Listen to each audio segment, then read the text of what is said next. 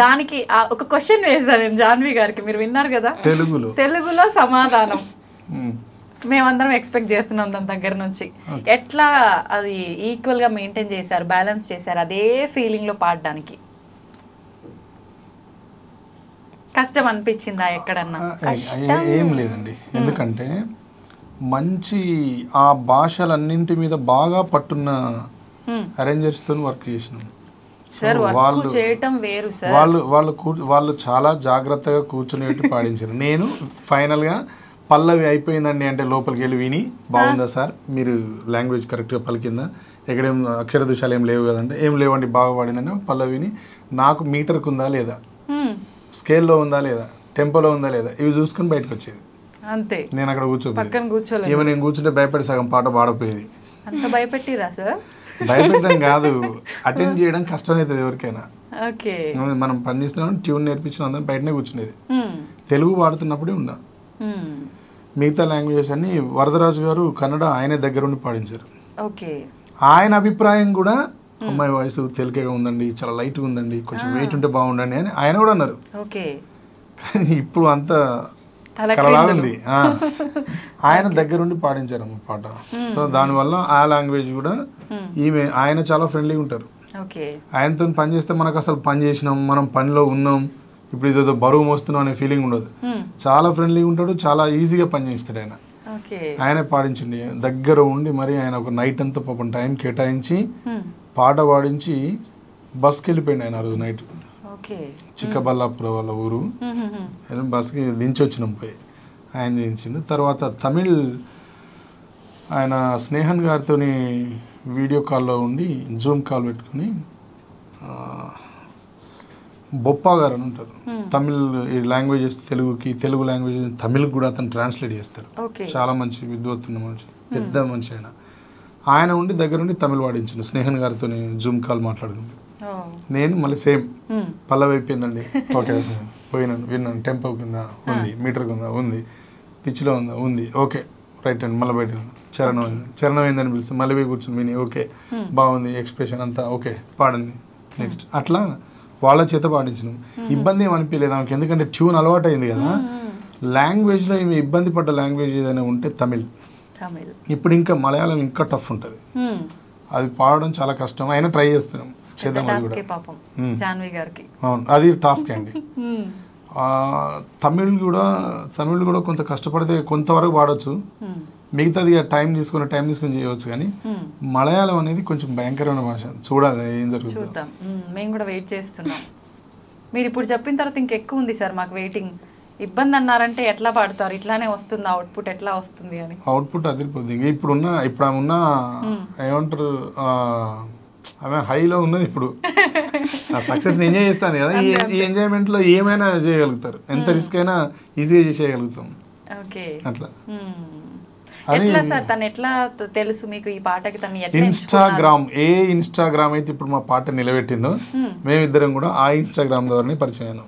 Okay, అంటే ఈ పాటకు ముందేనా సార్, ఎట్లా అసలు డీటెయిల్ గా? మామూలుగా మేము ఆడిషన్ కాల్ పెట్టినాం తల్లి నావెల్శాల పాట గురించి. అప్పుడు నా ఐడి కొంచెం పైకి వచ్చింది, అది బాగా హిట్ అయింది పాట. అట్లా ఇట్లా ఇలాంటి సింగర్స్ చాలా మంది రిక్వెస్ట్లు పెడతా ఉంటారు, వింటా ఉంటా. నాకు ఎక్కడైనా ఏదైనా బాగా టచ్ అయింది అనిపిస్తే పిలిపిస్తా. అట్లా చాలా మందిని పిలిపించి విన్నాం, వాళ్ళు కాలేదు అయింది అంతే. Insta through. అంతకుముందు ఏమైనా సాంగ్స్ పాడారా? ఇది డైరెక్ట్గా పాట రికార్డింగ్లో ఇదే ఫస్ట్. కానీ ఈమె అంతకుముందు ఈమె ఏదో అట్లా పాడుకొని పెట్టింది విన్నా, పాడింది పెడితే విన్నా. ఏదది దాన్ని ఏమంటారు, ఏం పాట అది? బాహుబలి సాంగ్. అలా ఏదో మన వీళ్ళు ఏదో కంపోజ్ చేసుకొని పెడితే విన్నా, బాగా అనిపించింది ఆ వాయిస్. అట్లా విన్న తర్వాత ఇంకా బాగా పాడగలదు అని అనిపించి పిలిపించి పాడించిన. పాడగలదు అనిపించి పిలిపించిన తర్వాత తను పాడిన తర్వాత తను సెట్ అవ్వదేమో అని ఎట్లా అనుకున్నారు సార్? పాడిన తర్వాత అప్పుడు ఆమె వాయిస్ బాగాలేదు, ఒక్కసారి పాడలేదు. లాంగ్వేజ్ కి గ్యాప్ వచ్చింది, పదును పెట్టారు తర్వాత అవుట్పుట్ ఫైనల్లీ అట్లా తీసేద్దాం అని అనిపించిన దానికి పెద్ద రీజన్ ఉంది. యాక్చువల్లీ ఈ మిస్టేక్ చాలా సార్లు జరుగుతూ ఉంటుంది, చాలా మంది జరుగుతూ ఉంటుంది. నా జీవితంలో మొదటిసారి జరిగేది కానీ జరగలేదు. ఓకే. ఏం జరిగింది అంటే మేము ఎవరైతే కంపోజర్ ఉంటారో ఇప్పుడు మా దగ్గర మీరు చూడండి, మన దగ్గర బాగా మీరు చెక్ చేయండి, కీరవాణి గారు ఒక పాట పాడింది అనుకోండి, ఆయన తర్వాత ట్రాక్లో ఎవరిని ఊహించుకున్నా అసలు ఎక్కదు. అయితే కీరవాణి గారికి కానీ ఇంకా ఏ మ్యూజిక్ డైరెక్టర్స్కి కానీ వాళ్ళకి పాడాలని ఉండదు. వాళ్ళని ఎందుకు పాడిస్తారు అంటే producers cue tracks first version చేసినప్పుడు ప్రొడ్యూసర్స్ విని ఉంటారు, సింగర్స్ పాడితే కొన్ని పాటలకు కనెక్ట్ అవ్వరు వాళ్ళు అసలే. మీ వాయిసే బాగుందండి, మీ వాయిసే బాగుందండి అని చెప్తా ఉంటే అప్పుడు మ్యూజిక్ డైరెక్టర్స్ కూడా వీళ్ళు వినరబ్బా అని వదిలేస్తారు, వాళ్ళ వాయిసే పెడతారు. అట్లా ఇక్కడ మా ఫ్రెండ్స్ కూడా ఆ ప్రొడ్యూసర్స్ లాగా మా స్నేహితులంతా ఏంది, అమ్మాయి వాయిస్ చిన్నగా ఉందిరా, నీ వాయిస్లో వింటే మత్తున్నది, ఆ వాయిస్లో వింటే మాకు అసలు ఏమనిపిస్తలేరా అంటే ఎక్కడనో ఏదో మిస్ అవుతుంది, వేరే ట్రై చేసి చూడు లేకపోతే నువ్వే పాడు అని అంటే నేను పాడు అనేది ఊరది అట్లా చేయదు. కానీ ఆమెతో ఏం చేద్దాం ఆలోచిద్దామని అట్లా మారుద్దాం అనుకున్నాం. కానీ ఆ తర్వాత వద్దు అని అనుకున్నాం, నారాయణ సార్తో మాట్లాడిన తర్వాత వద్దు అనుకుని డిసైడ్ అయ్యి వదిలేసినాం. అట్లా అనిపిస్తుంది, ఏమైనా అనిపిస్తుంది. మనం డ్రెస్ మనం షాప్లో చూసినప్పుడు చాలా బాగా అనిపిస్తుంది, వేసుకుంటారు అద్దం ముందు చూసుకుంటారు అన్నీ బాగుంటాయి, కానీ ఇంటికి తీసుకొచ్చి చేసుకున్న తర్వాత ఎందుకు ఒకసారి అన్కంఫర్ట్ అనిపించే డ్రెస్లు వేసుకోం మనం. ఏదైనా అంతే. ఓకే, అనుకున్నప్పుడు ఒకలాగా తీరా కొన్ని సందర్భాలు అట్లా ఉంటాయి అంతే. సార్ మీ ఫ్రెండ్స్ అన్నారు మీ వాయిస్లో ఆ పాట బాగుంది, అమ్మాయి వాయిస్లో తేలిగ్గా అనిపిస్తుంది. ఒక్కసారి మా అందరి కోసం మీరు ఆ పాట పాడండి. మా ఇద్దరికి కంపేర్ చేయడం కోసం అయితే కంపేర్ కాదు సార్, వినాలి మీ వాయిస్ కూడా. అమ్మ పాడే జోల పాట అమృతాని కన్న తీయనంట, అమ్మ పాడే లాలి పాట తేనెలూరి పారేరులంట, నిండు జాబిలి చూపించి రెండు బుగ్గలు గిల్లేసి, నిండు జాబిలి చూపించి గోటితో బుగ్గను గిల్లేసి, ఉగ్గును పట్టి ఊయలలుపే అమ్మ లాలనా, ఊపిరి పోసే నూరేళ్ల నిండు దీవెన, కురిసేవాన చినుకులకి. దీంట్లో నాకు బాగా నచ్చింది ఒక చరణం చెప్తాను. నింగిని తాకే మేడలకి పునాదిరాయి అమ్మా, అందం పొందిన ప్రతిశిలకి ఉలిగాయం అమ్మా, చీకటి చెరిపే వెన్నెలకి జాబిల్లి అమ్మా, లోకం చూపే కన్నులకి కంటి పాప అమ్మా, అమ్మంటే అనురాగ జీవని, అమ్మ ప్రేమే సంజీవని. అద్భుతం సార్, నిజంగా ఇది నాకు బాగా నచ్చిన చరణం ఈ పాట. చాలా బాగుంది నిజంగా, అద్భుతంగా ఉన్నాయి ఆ పదాలు. సూపర్, నిజంగా చెప్పడానికి అసలు మాటలు ఏముంటాయి సార్ ఇంత అద్భుతమైన పదాలు పాటల రూపంలో విన్న తర్వాత. జాన్వి గారు, 1 month మీరు ప్రాక్టీసింగ్ టైం ఇక్కడే ఉన్నారు, 1 monthకి పైగానే ఇందాక సార్ చెప్పారు. ప్రాక్టీస్ టైంలో నిజంగా మీరు ఎలా ఉన్నారు, ఎక్కడున్నారు, ఓన్లీ ప్రాక్టీస్ కోసమే వచ్చారా, అవన్నీ ఒక్కసారి మాతో షేర్ చేసుకోండి. చెప్పాలి, ఎలా చెప్పాలా, తెలుగులో చెప్పాలి. తెలుగులో చెప్పు, స్పష్టంగా చెప్పు.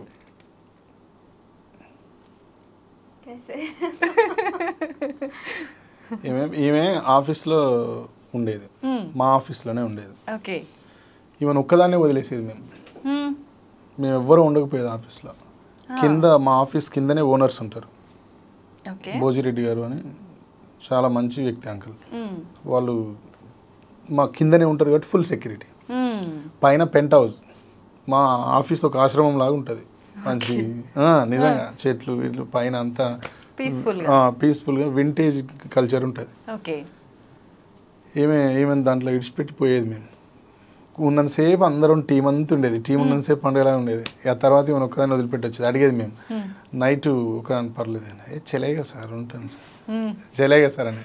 ఈమె చెలేగా అని ఏ విషయాన్నైనా చెలేగా సార్ అన్న వల్ల చెలేగా అనే వర్డ్ మీద కూడా పాట రాసినాం.